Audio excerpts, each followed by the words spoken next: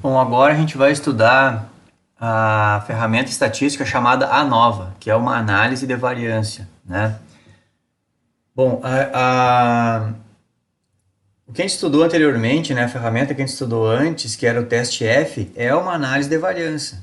Só que o teste F, ele é uma, como a gente já tinha visto, né, ele é uma análise de variância entre dois grupos. Lembra, a gente viu o cobre medido,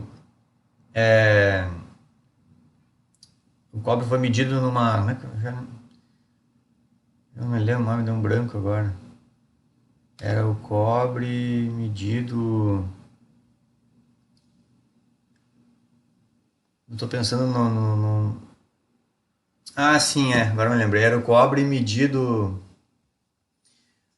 por absorção atômica e depois o cobre medido por uma metodologia proposta, né? Ou depois a gente viu a densidade dos gases ali do nitrogênio, lembram? Que tinha o nitrogênio que veio do ar e o outro que veio de uma decomposição química. Também eu dei um exemplo de teste F que era das turmas, lembram? Foi feita uma avaliação numa turma e aí os alunos tiraram, cada um tirou sua nota lá. E aí a gente compararia a variância de uma turma com a variância das notas, né, de outra turma. Então sempre que a gente faz uma análise de variância entre dois grupos, isso é o teste F. Qual é a diferença então para esse teste que a gente vai aprender agora? É que a gente pode fazer com mais de dois grupos. Pode ser 3, 4, 5 e assim vai, né? Então, o ANOVA, na verdade, é uma análise de variância, tá? Só que com mais de dois grupos. Três, se for dois, aí é o teste F. Se for mais de dois, é o ANOVA, certo? Então, vamos lá, vamos para o material aqui. Aqui está o meu material aqui que está no Siga, né? Fiz uma breve descrição do que é o ANOVA, mas já falei para vocês ali o que é. E aqui a gente tem exemplos, né, no que pode ser usado o ANOVA. Eu peguei 4 exemplos aqui, ó. Inclusive esse primeiro aqui vai ser ele que eu vou pegar para a gente fazer no Excel, né? Então, por exemplo, aqui são perguntas, né, que a gente vai responder fazendo uma análise de ANOVA. Olha só, existe uma diferença no resultado de 5 análises para determinar cálcio por meio de um método volumétrico? Então, esse aqui é o experimento que eu escolhi para fazer. Então, seria isso. 5 pessoas analisaram cálcio, né, usando o mesmo método volumétrico. E a dúvida é essa: será que existe diferença na variância entre essas 5 pessoas? Né? Esses 5 analistas aí? Ou outro exemplo, vamos pegar aqui, ó. 4 solventes com composições diferentes terão influência no rendimento de uma síntese química? Então aqui a pessoa fez a síntese química, né, do mesmo jeito, só que aliás, numa tentativa ela usou um solvente, depois em outra tentativa, em outra síntese, ela usou outro solvente, em outra síntese ela usou outro, né, e outra síntese ela usou outro. Não é nenhum solvente, é uma composição, né, uma mistura de solventes. Então ela fez diferentes proporções acho que isso aqui quer dizer diferentes proporções nos solventes, né? Por exemplo, ela fez a síntese com, vamos, sei lá, água e etanol, 50% a cada um. Aí aqui ela fez a síntese, mas aí ela colocou 60% de água e 40% de etanol, entenderam? Então muda a composição do solvente na síntese. E aí então é isso que ela está com dúvida. Ela quer saber se a composição vai influenciar no rendimento da síntese, da reação química, tá? Aqui eu só peguei exemplos, né? O resultado da determinação de manganês, os resultados da determinação de manganês realizada por 3 métodos analíticos diferentes. Aqui é bem parecido com um teste T que a gente já fez, né? A gente fez um teste T para ver se o resultado de um método é equivalente ao resultado do outro método. Perceba que eu posso fazer isso para mais de 2 métodos, né? É claro que aqui eu estou fazendo uma análise de variância, não chega a ser não é o teste T. Mas eu posso fazer uma análise de variância entre 3 métodos, ou 4, 5, pode até mais. Só para ver se os resultados que eles apresentaram, eles têm uma variância equivalente ou não, certo? E por último aqui eu escolhi também se tem diferença na fluorescência de um íon complexo, se ele tiver em diferentes valores de pH. Então, é a mesma coisa, a pessoa colocou esse íon complexo em diferentes soluções, né, com pH diferente, né, e depois ele mediu a fluorescência desse íon complexo.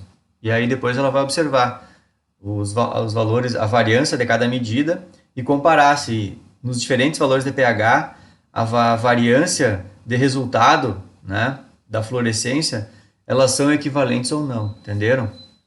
É muita possibilidade, pessoal. Aqui é difícil ficar imaginando na hora, assim, né? Outros exemplos, assim, mas sei lá, tu pode. Ah, sei, como é que eu vou pensar, assim, uma coisa bem bruxa, assim, tu pode medir o crescimento de uma planta, por exemplo.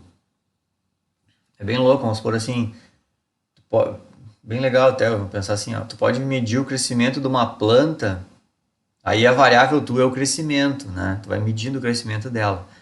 E aí tu olha, talvez, a composição química do solo, né? Então tu pode tentar fazer vamos pensar assim, vai dar uma trabalheira, mas tu vai mapear a composição química do solo em torno daquela planta ali. Aí pode ser que tu faça assim, tal mancha lá, uma mancha do ambiente lá, né? Tem uma composição química do solo. Aí já mais para longe, assim, a composição química já muda. Entenderam? Então, a nossa variável aqui é a composição química do solo. E o que a gente vai medir é o crescimento da planta. Entenderam? Então, a gente pode ter... E sempre quando se faz essas análises de solo com bastante coleta de amostras, a gente faz aquelas gráficos que é tu tem a propriedade, assim, tu tem aquelas manchas, assim, ó, a mancha que eu digo é uma parte em que a composição química do solo, né, o tipo de solo é mais ou menos o mesmo, né, é muito parecido. E aí depois tem outra mancha lá que a composição já é um pouco diferente, entendeu? Então, não sei se alguém entende disso, né? Quem entende está entendendo o que eu estou falando aqui, senão não está ajudando em nada. Mas é interessante porque a gente pode fazer um teste de ANOVA, né? E aí observar se a composição química do solo é... Porque se a composição química do solo interfere no crescimento da planta ou não, no quanto a planta cresceu. E é claro que a gente vai escolher algum jeito de medir o quanto ela cresceu, né? Entendeu? Não precisa ser crescimento, pode ser produtividade. Sei lá, a gente pode escolher essas coisas aí. E aí é aquela velha história, né? Se a pessoa não usa a estatística, ela só vai olhar assim, nessa mancha de solo aqui eu colhi tantos sacos. Nessa mancha de solo aqui eu colhi tantos sacos. Aí se tu colheu mais, a pessoa já vai concluir, né? Não, esse solo aqui, a produtividade é maior. Mas não é tanto assim, talvez seja equivalente. Lembram disso, né? Então por isso que se justifica fazer o teste do A9. Tá, mas eu acho que depois que vocês entenderem bem a lógica da coisa, que conseguem imaginar quando é que deve usar o ANOVA ou não, né? Então vamos fazer o seguinte, ó. O que eu fiz diferente agora aqui, pessoal? Agora a gente já vai direto para o nosso exemplo, né? O exemplo está aqui, ó. Eu resolvi fazer uma coisa diferente aqui, que é o seguinte, eu não vou construir a planilha, eu não vou abrir uma planilha do zero e começar a fazer ela junto aqui com vocês, né? Durante os vídeos aqui do YouTube. Por que eu escolhi isso?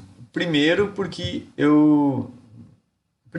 esse cálculo de agora do ANOVA, ele necessita muitas etapas de cálculo, principalmente para fazer no braço, né? No método antigo, né? No old school. Então, eu ia demorar bastante tempo fazendo isso tudo no YouTube, né? Então, no método de fazer o ANOVA direto no Excel é barbada, é rapidão, tá pronto o cálculo do Excel, como vocês já viram, né? Fazendo direto no Excel é bem mais rápido. Mas o que eu vou fazer? Eu vou explicar dos dois jeitos, né? Não vou fugir da raia aqui, vou fazer no método antigo, depois vou fazer no método do Excel. Só que, como a gente já está no final da disciplina, até posso voltar aqui, ó. Nós já estamos o que falta da disciplina, né? Então, vocês já estão mexendo no Excel, para vocês não é novidade, né? Todas essas ferramentas estatísticas aqui, até esse momento da disciplina, eu sempre abri o Excel vazio, né? E comecei a fazer do zero. Então agora não é mais novidade para vocês o Excel. Então o que eu pensei? Eu acho que eu já posso pegar um Excel pronto e só ir discutindo o jeito que eu fiz, né? Acho que tá bem tranquilo aí para vocês. Acho que alguém só vai encontrar dificuldade aqui caso caia de paraquedas aqui querendo aprender como é que funciona uma nova e, e a pessoa nunca mexeu em Excel. É difícil, né? Imagina a pessoa que está querendo saber como é que funciona a nova, porque ela já sabe muita coisa para trás, né? E certamente mexer no Excel ela sabe, então acho que não tem problema. Então o que que eu fiz assim? O que que eu fiz aqui só para ficar um pouquinho mais legalzinho? Eu tapei aqui, tem um quadrado branco, eu tapei o que eu fui fazendo aqui, depois eu vou destapando aqui, né? Aí fica como se eu estivesse fazendo, entendeu? Mas pelo menos vai bem mais rápido, né? Senão eu já dei uma olhada aqui. No terceiro teste T lá eu levei 8 vídeos para explicar. Então, nossa, aqui eu ia levar muito mais de 10, eu ia levar uns 14 vídeos, eu acho. Pelos meus cálculos, eu ia levar mais uns 14 vídeos. Não, então é muita coisa. Então vamos lá. Aqui, deixa eu ver aqui, deixa eu subir aqui, né? Então vamos lá, deixar a planilha aqui. Então é o seguinte, ó. Aqui a primeira coisa que eu fiz foi abrir uma planilha nova, ó, abri uma planilha nova, chamei de A Nova, fator único, tá? Vim aqui no título, meu título eu chamei de 5 analistas, eu até vou ajeitar umas coisinhas aqui, ó. O cálcio, formatar célula, vou botar sobrescrito ali, né? Ó. Então, entre aqui, ó. 5 analistas determinaram cálcio, 2 mais, usando a mesma metodologia, tá? Então, 5 analistas determinaram cálcio, usando a mesma metodologia, e até não quis entrar em detalhe ali, mas certamente é a mesma amostra também, né? Entendeu? E aí a pergunta é, será que o resultado dos analistas diferem? Tá? Será que os resultados dos analistas diferem? Ou seja, a variância entre eles aqui difere? Entendeu? Então, essa é uma dúvida que a gente tem. Então, vamos lá. Nosso teste de hipótese, a gente vai ter que escolher a hipótese nula e a hipótese verdadeira. A hipótese nula, eu escrevi que o seguinte, os resultados dos... Eu já até escrevi errado aqui, né? Os resultados... não, escrevi certo sim. Os resultados dos diferentes analistas são equivalentes. Tá certo. Os resultados dos diferentes analistas são equivalentes. E aqui, a hipótese verdadeira é só a negação da frase anterior. Os resultados dos diferentes analistas não são equivalentes. Inclusive, até já fiz o exercício e a resposta deu essa aqui, ó. Na real, os resultados entre eles aqui não são equivalentes, certo? O que quer dizer isso? Quer dizer que um deles, ou dois, ou três, e isso a gente vai aprender depois no teste Tukey, algum deles aqui, ou um, ou dois, ou três, né? Algum deles, os resultados não concordam com os outros, entenderam? Porque se o resultado desse esse daqui, ó, os resultados dos diferentes analistas são equivalentes, aí acabou, ponto final. A gente conclui que as 5 pessoas fizeram a mesma análise da mesma amostra, determinando o mesmo analito, que é o cálcio, né? E os resultados deles são equivalentes, entenderam? É bem isso, como se fosse, sei lá, vou pensar aqueles concursos que tem prova experimental, né? Geralmente tem concurso de técnico em química que tem prova experimental. E é bem interessante fazer isso, então, dar uma atividade dar a mesma atividade para os candidatos e depois fazer um teste de ANOVA, né? Um ótimo jeito aí de argumentar, né? De avaliar também, né? Avaliar os alunos. Aí então a gente vê se algum deles deu discrepante em relação aos outros e assim vai, né? Deixa eu pensar aqui, vamos lá.